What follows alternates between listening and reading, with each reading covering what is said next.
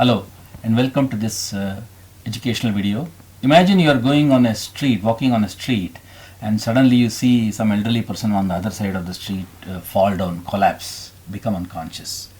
So what do you do in that situation? Do you panic? Do you run away? Do you call for help? Or do you call for an ambulance?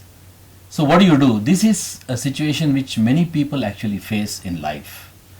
So under these circumstances, you have to be brave and make sure that the person gets immediate medical help. You have to administer first aid to this person.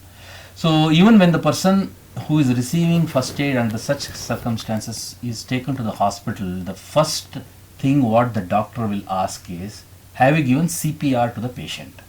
So CPR is a word that is commonly used in the medical field. So you want to know more about what CPR is and why is it important in relation to human health? Come, let us meet our expert Dr. Shweta Naik, who is working as assistant professor in the Department of Neuroanesthesia and Neurocritical Care.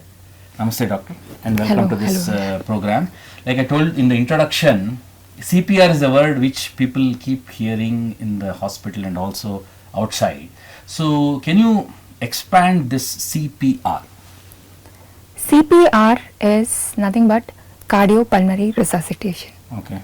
So this is basically a first aid technique, like as you told, which is initiated when we find somebody who doesn't have a pulse or has stopped breathing.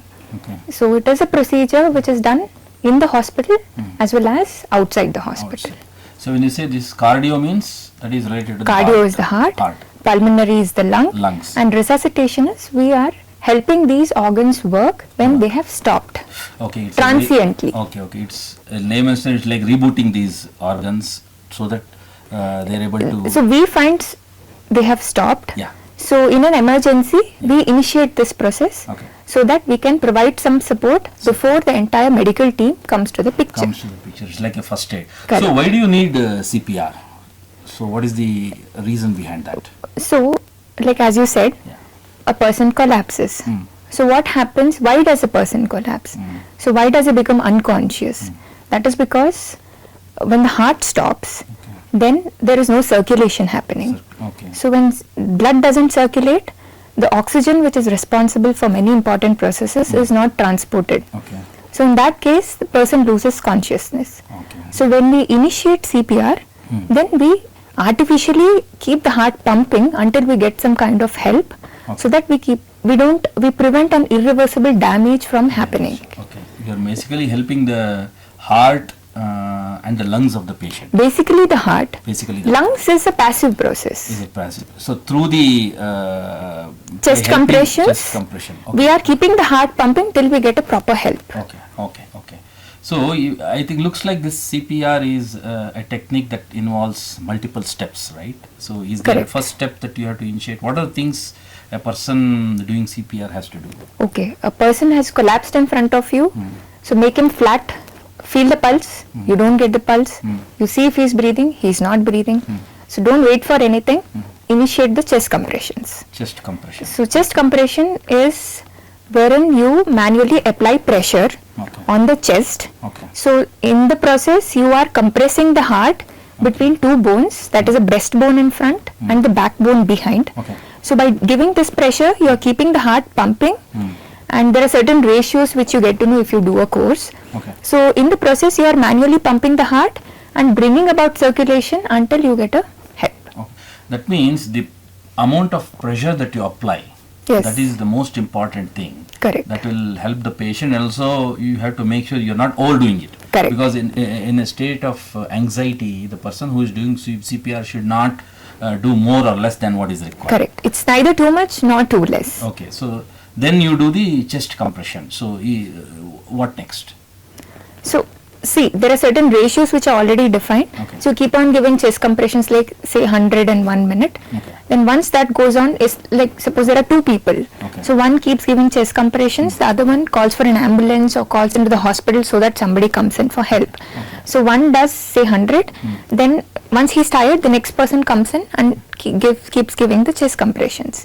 In the process, they need to artificially give respirations also to the patient, and this process continues until a proper medical help comes into the picture. So the same person will be doing both, or two people can be. If one person is there, his primary responsibility would be to give chest compressions. That's the primary thing. Okay. Yes. Okay. If there are two involved, they take turns, because eventually even the rescuer will get tired.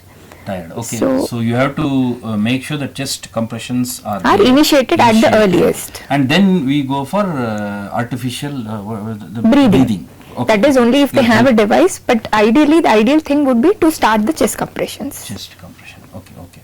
So looks like a very technical thing to me. Do you think anybody can give CPR? Yes, anybody can learn this process or first aid technique of giving CPR Okay. by doing a basic life support course. Okay. This course is available everywhere in our country. Is it? Yeah, in most of the hospitals it is covered.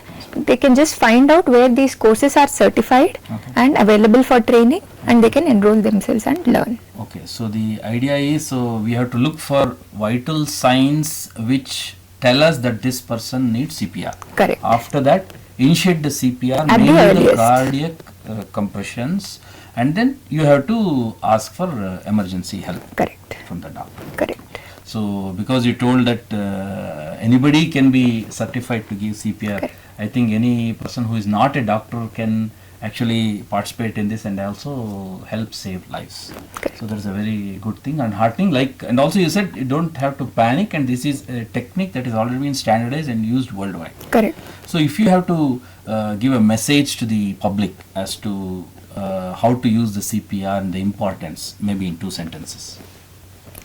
CPR is just not a medical first aid technique.